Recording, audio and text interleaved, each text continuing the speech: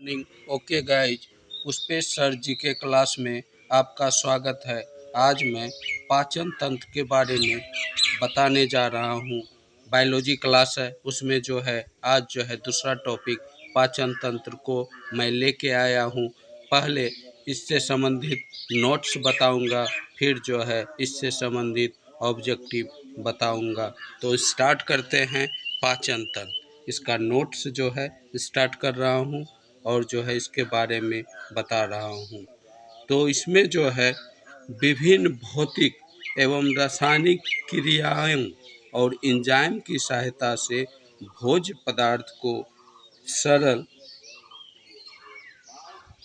छोटे और घुलनशील अणुओं में बदलना पाचन कहलाता है। इसमें क्या है, विभिन्न भौतिक रासायनिक क्रिया यानी कि अनेक तरह का भौतिक और रासायनिक क्रिया और एंजाइम, ठीक है, भौतिक रासायनिक क्रिया और एंजाइम की सहायता से भोज्य पदार्थ को सरल, छोटे और घुलनशील अणुओं में बदलना पाचन कहलाता है। यानी कि इसमें भौतिक रासायनिक क्रिया होता है और बहुत सारा एंजाइम भाग लेता है और जो है जटिल भोज्य पदार्थ को सरल, छोटे और घुलनशील अणुओं में बदलता है। यही पाचन क्रिया कहलाता है। और जो है जैसे भोजन करने और जो है इसमें जैसे भोजन करने और भोजन करने, पचाने, पचे हुए पदार्थ का अवशोषण करके उसे रुधिर में पहुंचाने तथा शेष निरर्थक पदार्थ का मल के रूप में परित्याग करने में शामिल सभी अंग पाचन तंत्र के भाग होते हैं। यानी कि इसमें जो पाचन तंत्र होता है, इसमें जो है भोजन करने यानी कि भोजन जैसे हम खाए, ठीक है, तो इसमें है भोजन करने। उसके बाद जो है भोजन करने के बाद पचने, उसके बाद करने के बाद पचना स्टार्ट होता है, पचने और पचे हुए जैसे कि पचे हुए पदार्थ का अवशोषण, जैसे छोटी आंत में अवशोषण होता है, तो उसका अवशोषण होने से लेके जो है उसका जो है रस जो है रुधिर में यानी ब्लड में पहुंचने तक, और जो है शेष निरर्थक पदार्थ जो मल के रूप में निकलता है। यानी कि टोटल ये सारी क्रियाएं जो है पाचन तंत्र के भाग होते हैं। यानी कि उसी का पार्ट्स होता है पाचन तंत्र का। पाचन तंत्र में मुख से गुदा तक फैली एक लंबी आहार नाल होती है। पाचन तंत्र में क्या होता है, एक जो है एलिमेंट्री कैनाल होता है, यानी कि पाचन तंत्र में एक आहार नाल होता है जो मुंह से स्टार्ट होता है और गुदा तक, यानी कि जहाँ से लेट्रिन निकलता है वहाँ तक जो है वह नली फैली होती है। यह जो है आहार नाल या एलिमेंट्री कैनाल होता है। इससे संबंधित कुछ सहायक अंग भी होते हैं, जैसे नली जो है मुंह से स्टार्ट हुआ और जो है वह मल द्वार तक जो है वह नली होता है।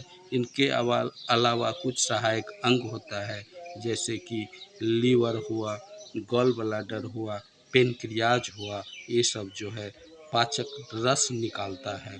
और जो है यह सारे अंग मिलके आहार नाल से लेके जो है आपका जो है उनसे सहायक संबंधित जो पाचन रस निकालने वाला अंग होता है, सब मिलके जो है आपका जो है पाचन तंत्र का निर्माण करता है।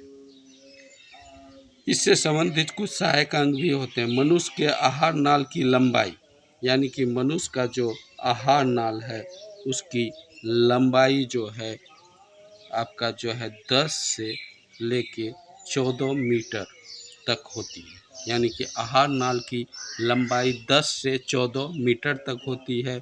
मुख्य ग्रसन गुहिका यानी कि मुंह से जो भोजन लिया जाता है, वोकल फेरेंजियल कैविटी, मुख ग्रसन गोहिका को वोकल फेरेंजियल कैविटी कहा जाता है, यानी मुंह का जो वह भाग है जहां भोजन लिया जाता है। और जो है उसके बाद जो है भोजन जाता है ग्रस नली, जो गले में होता है उसको कहा जाता है ओशोफेगस। और जो है ओशोफेगस के बाद जो है भोजन जो है मुंह में गया, उसके बाद गले में वही ओशोफेगस, उसके बाद जो है वह जाके पेट में, आमाशय में, स्टोमेक में जो है भोजन जो जाता है। उसके बाद जो है इंटेस्टाइन, यानी कि आहार नाल में जो है भोजन के प्रमुख भाग होते हैं, वहाँ जाता है। और जो है भोजन का पचना जो है मुंह से ही स्टार्ट होता है। और जो है इसमें लार का श्रवण लार ग्रंथियों से होता है। जैसे कि आप भोजन किए, मुंह में पहले खाए, और जो है यहीं से जो है लार ग्रंथि से जो है लार का सेक्रेशन होना स्टार्ट होता है।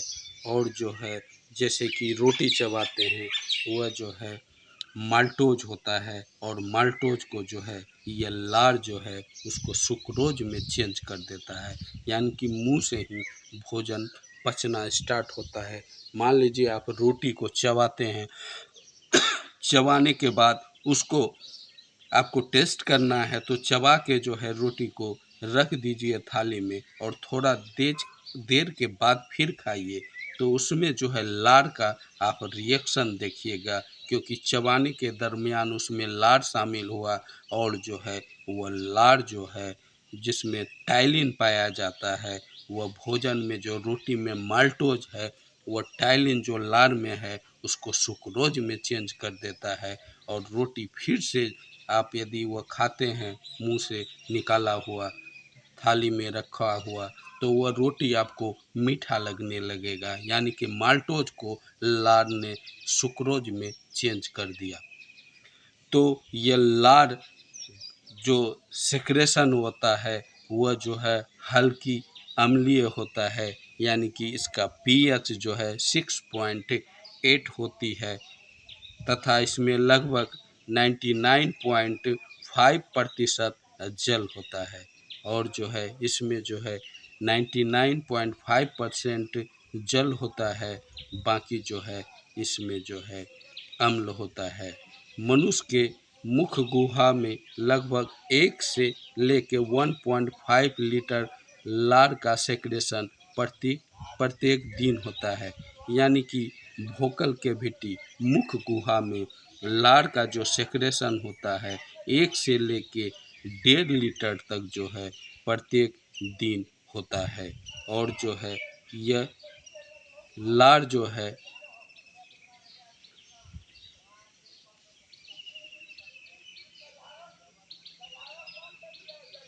तो ये लार का जो सेक्रेशन होता है इसके बारे में देखते हैं।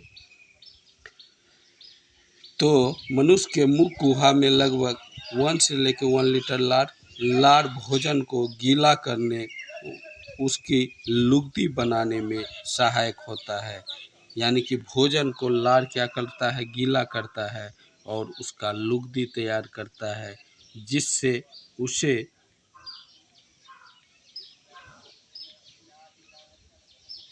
आसानी से निगला जा सके। लार में टाइलिन होता है जो मैं बता चुका हूँ, और जो है वो टाइलिन जो है स्टार्च को शर्करा में तोड़ता है, यह भी मैं बता चुका हूँ कि लार का जो टाइलिन होता है वह भोजन में जो स्टार्च होता है उसको जो है शर्करा में जो है तोड़ देता है, यह टाइलिन। एमाइलेज नामक एंजाइम का स्राव लार ग्रंथि तथा अग्नाशय द्वारा किया जाता है, जो भोजन में उपस्थित स्टार्च को जल अपघटन तथा माल्टोज में परिवर्तित कर देता है, जो बाद में ग्लूकोज के अणुओं में टूट जाता है।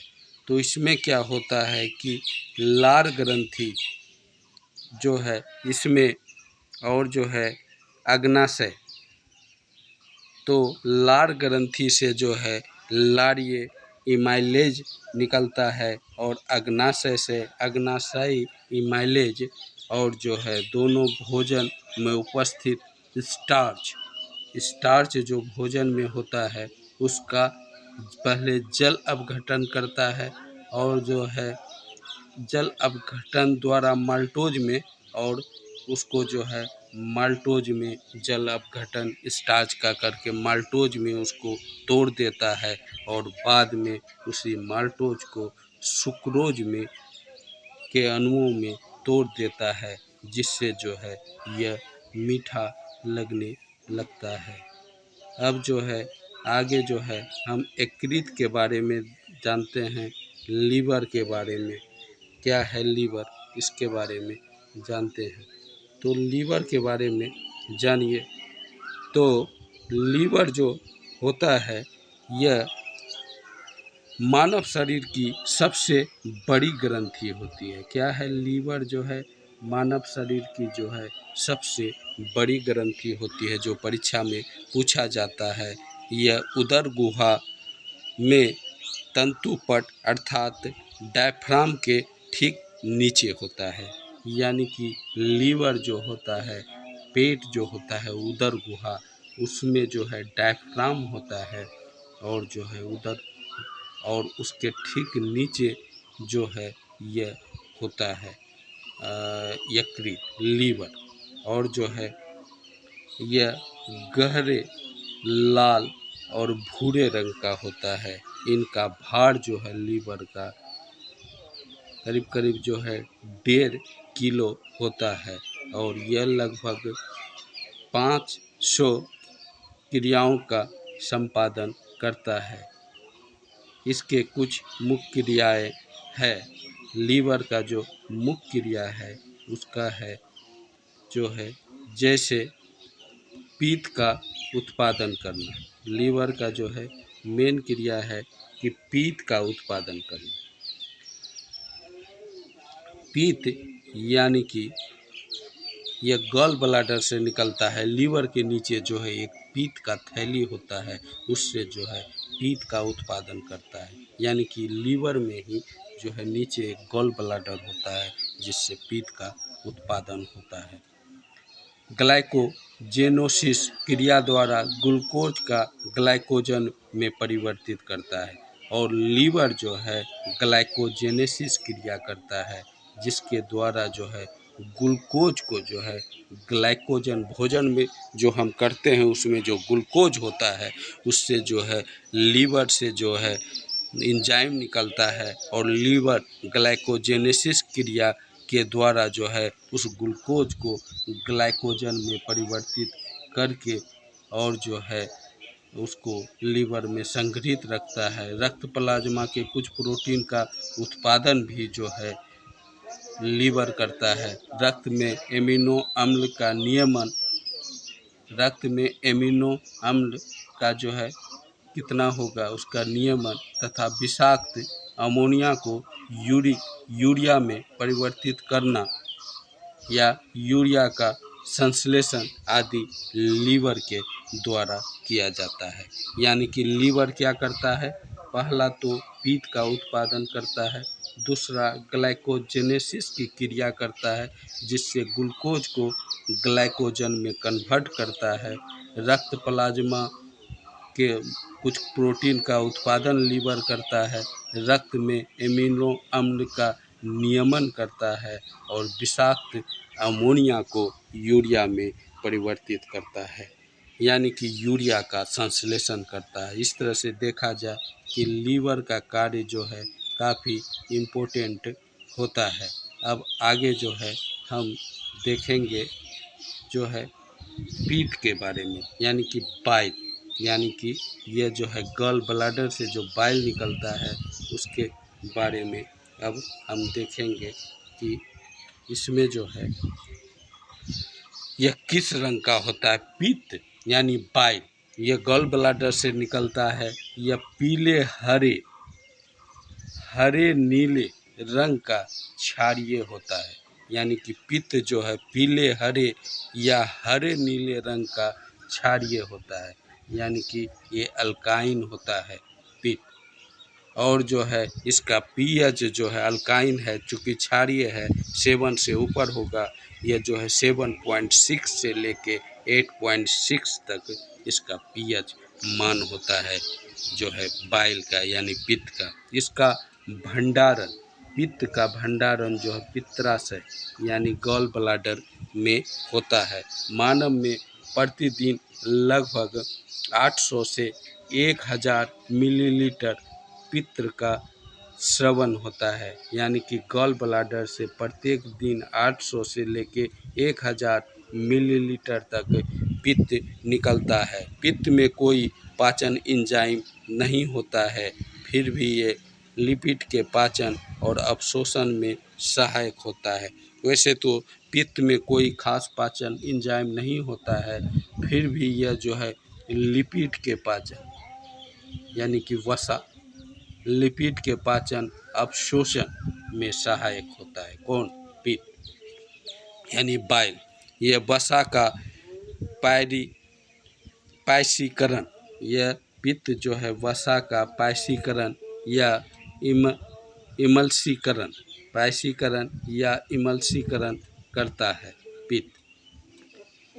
और जो है और आगे देखते हैं कि लिपिड के पाचन में लाइपेज, लिपिड का जो पाचन होता है इसमें लाइपेज नामक एंजाइम की महत्वपूर्ण भूमिका होती है। यानी लिपिड जब उसका पाचन होता है उसमें लाइपेज एंजाइम का जो है रोल महत्वपूर्ण होता है। यह लिपिड को वसीय अम्ल यानी कि लाइपेज जो है लिपिड को तोड़ के उसको जो है वसीय अम्ल तथा मोनोग्लिसराइड में जो है इसको विघटित कर देता है। और जो है पेप्सिन, ट्रिप्सिन और कैमोट्रिप्सिन नामक एंजाइम, यह जो होता है जैसे आपका जो है पेप्सिन, ट्रिप्सिन और कैमोट्रिप्सिन, यह एंजाइम जो है प्रोटीन के पाचन में सहायक होता है। तो प्रोटीन के पाचन में कौन कौन एंजाइम सहायक होता है? तो यह पेप्सिन, ट्रिप्सिन, कैमोट्रिप्सिन, यह जो है प्रोटीन, यह एंजाइम जो है प्रोटीन के पचाने में सहायक होता है। यह एंजाइम जो है प्रोटीन को छोटी पेप्टाइड श्रृंखला वो एमिनो एसिड्स में विघटित कर देता है। यानी कि यह तीनों एंजाइम पेप्सिन, ट्रिप्सिन और जो है कैमोट्रिप्सिन जो है प्रोटीन को तोड़ के उसको पेप्टाइड श्रृंखला या एमिनो एसिड में जो है विघटित कर देता है। अब जो है अग्नाशय के बारे में जानते हैं, यानी कि पेनक्रियाज के बारे में अब जानते हैं। अग्नाशय यानी पेनक्रियाज मानव शरीर का दूसरा बड़ा अंग है। पहला बड़ा अंग मानव शरीर का लीवर है और दूसरा बड़ा जो है पेनक्रियाज है।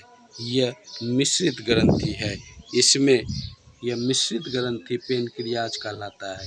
मिश्रित ग्रंथि कहने का मतलब यह जो है इंडोक्राइन और एक्सोक्राइन ग्रंथि दोनों होता है पेनक्रियाज, इसीलिए पेनक्रियाज को जो है मिश्रित ग्रंथि कहा जाता है। यानी कि इसमें इंडोक्राइन ग्लैंड जो होता है उससे जो है डक्ट विहीन यानी कि नली विहीन जो है एंजाइम का सेक्रेशन होता है।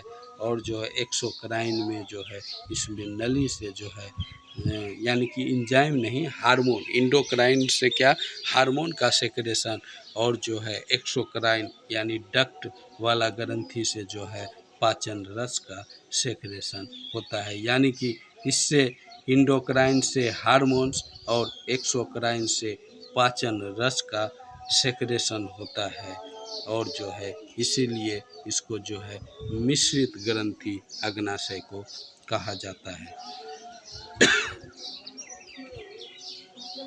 अब देखते हैं इसके पाचक रस को अग्नाशयी रस यानी कि अग्नाशय से जो पाचक रस निकलता है उसको अग्नाशयी रस कहते हैं तथा यह क्षारीय होता है। अग्नाशय से जो पाचन रस निकलता है यह क्षारीय होता है, यानी कि इसका पीएच मान 7 से ऊपर होता है। इसमें कार्बोहाइड्रेट, वसा और प्रोटीन तीनों को जो है पचाने वाला जो है एंजाइम होता है इसमें अग्नाशय में, यानी पेनक्रियाज में कार्बोहाइड्रेट, वसा, प्रोटीन तीनों को पचाने वाले एंजाइम होते हैं। इसीलिए जो है अग्नाशय को पूर्ण पाचक रस कहा जाता है, यानी कि पूरा तरह से भोजन पचाया जाता है, इसीलिए इसको जो है पूर्ण पाचक रस जो है कहा जाता है। अब जो है देखते हैं ट्रिप्सिन नामक एंजाइम का स्राव अग्नाशय करता है।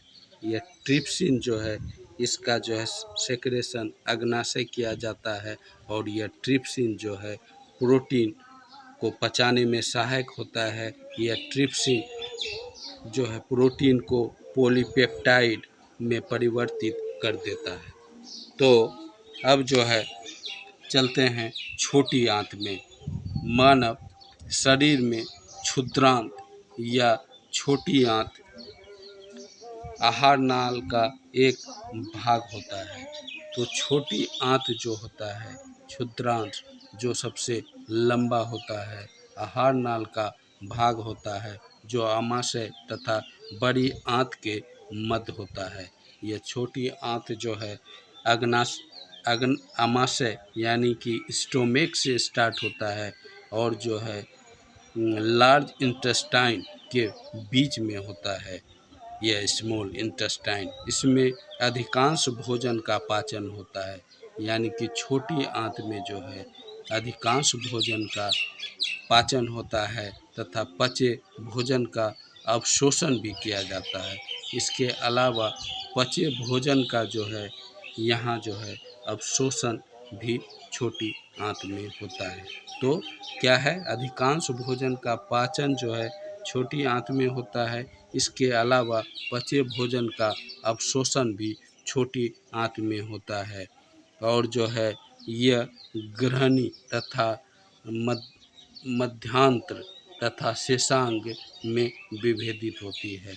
यानी छोटी आंत जो है ग्रहणी डुडेनम और जो है मध्यांत जेजुनम तथा शेषांग इलियम में जो है बटा होता है।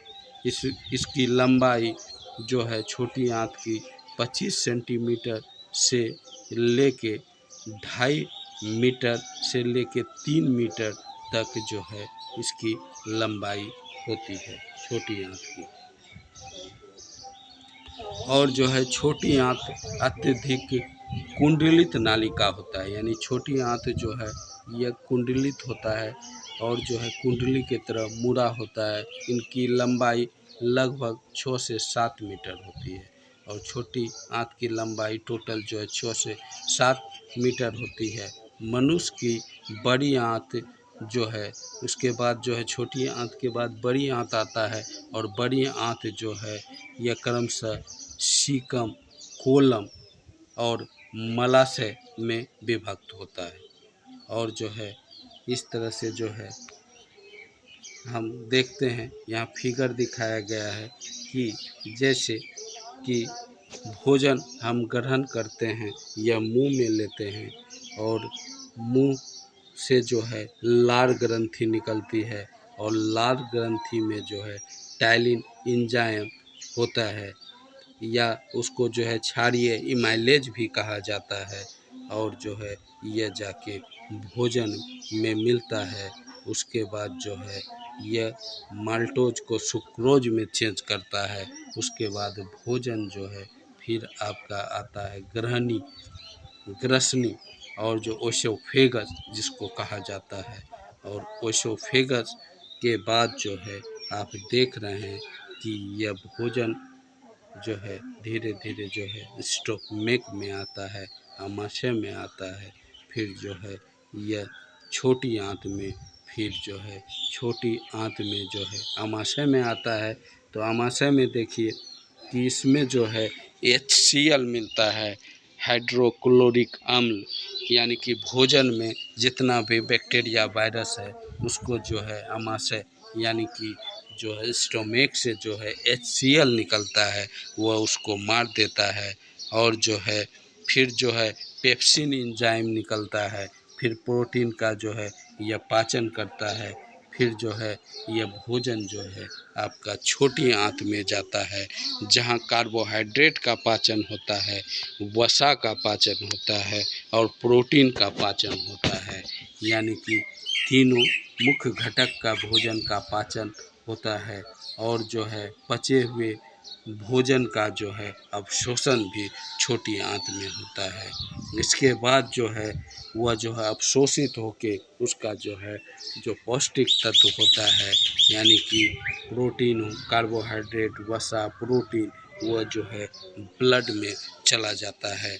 और जो है बड़ी आंत में जो है भोजन में जो जल होता है, वाटर होता है, उसको अवशोषित कर लेता है और जो है वो सूखा हुआ मल के रूप में जो है गुदा से बाहर निकल जाता है।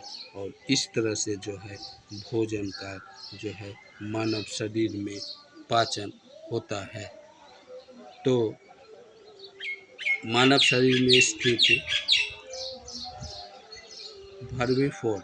अब देखते हैं मानव शरीर में स्थित पुच्छ, अपेंडिक्स या कृमि रूप प्रक्षेपिका की लंबाई 4 इंच तक होती है, जो एक अपक्षेपी अंग है। मानव के शरीर में अपेंडिक्स जो है इसकी लंबाई 4 इंच होती है, जो बड़ी आंत के जो है सामने होता है। और जो है यह जो है मतलब क्या अपक्षेपी अंग है, यानी कि पहले का बचा अंग है। इसका आकार छोटे कृमि की तरह होता है तथा यह बड़ी आंत से सीकम द्वारा जुड़ा होता है। और यह बड़ी आंत जो होता है उससे जो है यह सीकम से जुड़ा होता है। एंजाइम मूलतः जो है एंजाइम जो बना होता है यह मूलतः जो है प्रोटीन का बना होता है। कोई भी पाचक का एंजाइम जो होता है भोजन को पचाने वाला, यह एंजाइम जो होता है यह प्रोटीन का बना होता है। यह बायो उत्प्रेरक के रूप में क्रिया को उत्प्रेरित या उनकी गति बढ़ाता है, यानी कि यह कैटलिस्ट, बायो कैटलिस्ट के रूप में एंजाइम कार्य करता है और जो है क्रिया को उत्प्रेरित करता है, यानी कि जैसे पाचन की क्रिया को उत्प्रेरित करता है और उसकी गति को बढ़ाने का कार्य करता है। और जो है एक विशेष प्रकार के एंजाइम एक विशेष कार्य को संपादित करते हैं। ये उसी प्रकार कार्य करते हैं जिस प्रकार एक ताले को खोलने के लिए विशेष चाबी होता है, यानी कि विशेष तरह का एंजाइम विशेष कार्य के लिए होता है। जैसे जैमेज नामक एंजाइम ग्लूकोज को इथेनॉल में परिवर्तित करता है। जैमेज एंजाइम जो है यह ग्लूकोज को इथेनॉल में जो है चेंज करता है।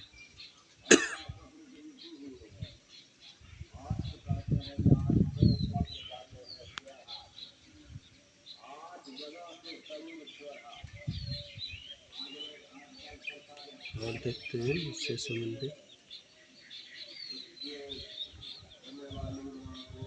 ठीक है, तो अब जो है इससे संबंधित ऑब्जेक्टिव जो है यानी कि पाचन तंत्र के संबंधित ऑब्जेक्टिव जो है नेक्स्ट वीडियो में मैं बताने जा रहा हूँ। वीडियो अच्छा लगा हो तो वीडियो को लाइक एवं चैनल को सब्सक्राइब करें, ताकि आपके लिए मैं मोर वीडियो अपलोड करता रहूँ। बाय।